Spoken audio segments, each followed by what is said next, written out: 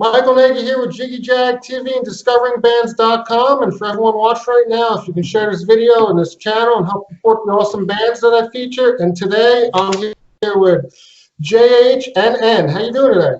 I am good. How are you doing today? Doing good. It's good to have you. So you want to tell us a little about yourself, what you do?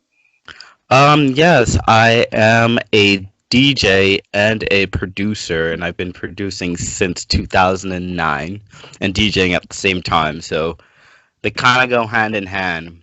But um, I couldn't find what I made, and I've been trying to figure that out for a while. But for a while, I used to say it was electronica, and then my friend said it was like more gender bending or genre bending kind of music. So I was just like, all right, well, I'll make that.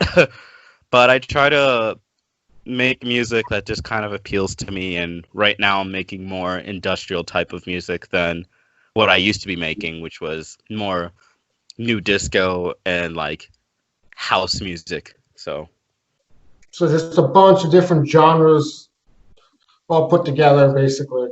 Yeah, it's whatever my mood is. Like, I kind of like when people just make what they're feeling at the time as opposed to just like making something because that's what they started making kind of thing.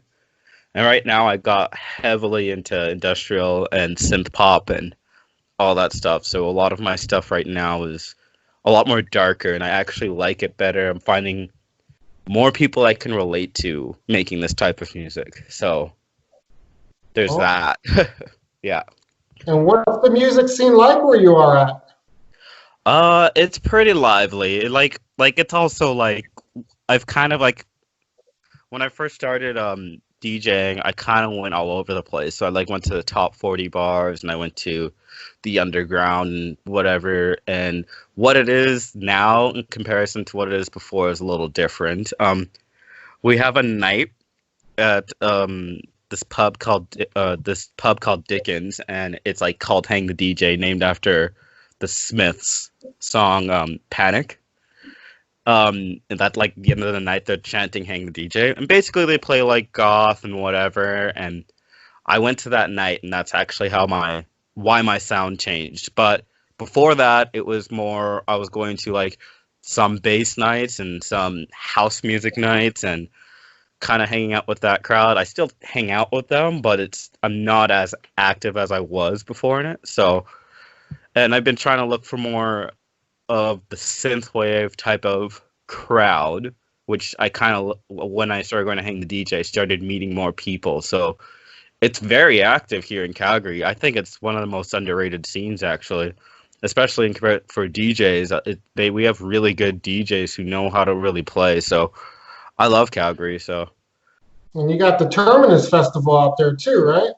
Oh yeah, that's actually it's the place that is playing. Dickens usually runs the Terminus Festival.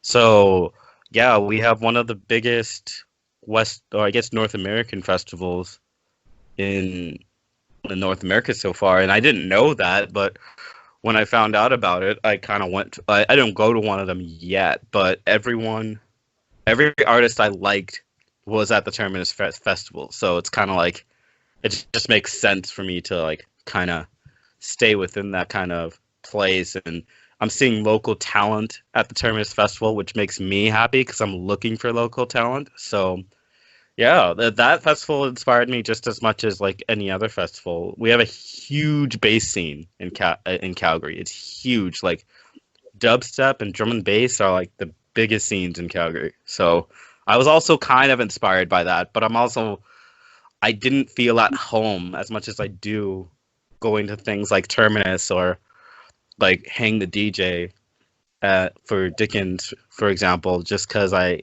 always feel like I have to like be someone else. But with this festival, I just feel like I don't have to be anyone and I can listen to whatever I want to, you know? So there's that. Nice. And do you do traveling for yourself with the DJing? Well, I was about to.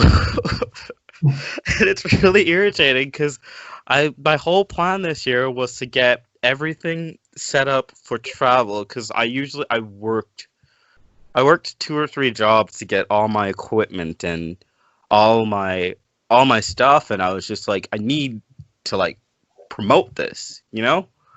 So I just decided to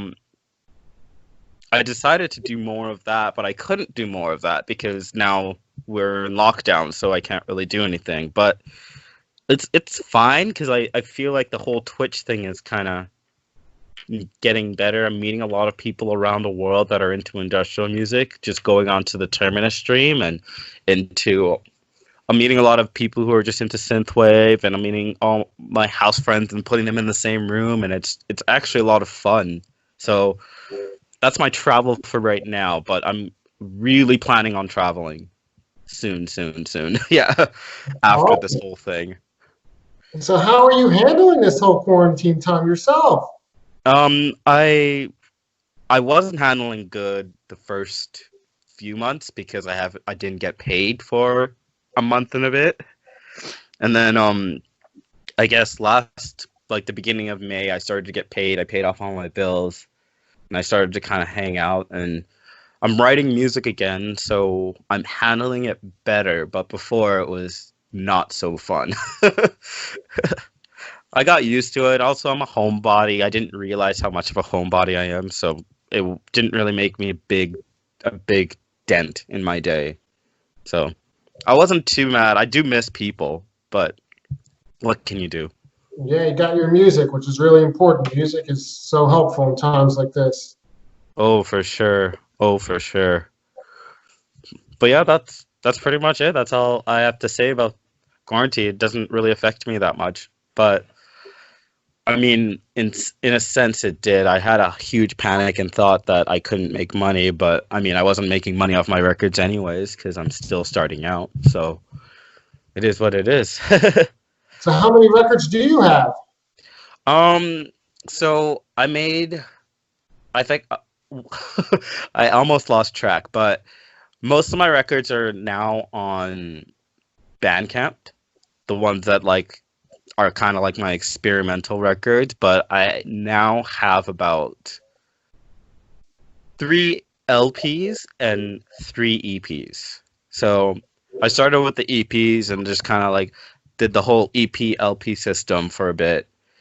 And now I'm doing one EP this I did one EP this year, which was Machine Funk, and I'm doing an LP later this year, which is Stereotype. So I've been working on Stereotype since 2016, and I was trying my hardest to figure out the sound.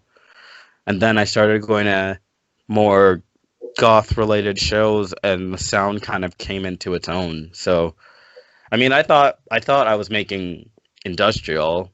Then I asked my PR. My PR is like, I don't know what to call it, and I'm like, what do you mean? I don't know what to call it. So I guess that's what happened. So I'm trying to not really give it a name. I'll give it to someone else to give it a name. Yeah. Now, if people want to find you online, look you up, find your music, how do they do that on the social media?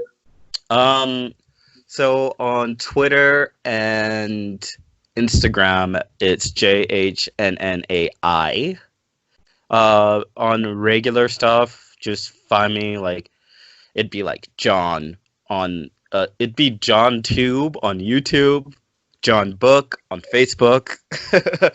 um like if you want to you type in facebook.com/John Book or JHNN Book and JHNN Tube, so on YouTube. And on SoundCloud it's JHNN. Mostly everything's JHNN. I'm trying to get my Spotify algorithm to get me on the search because it's not on the search for some reason, but I guess that's just the way it is right now. So it is what it is, yeah. Yeah. Well, it's good talking with you and having you, and everyone look him up.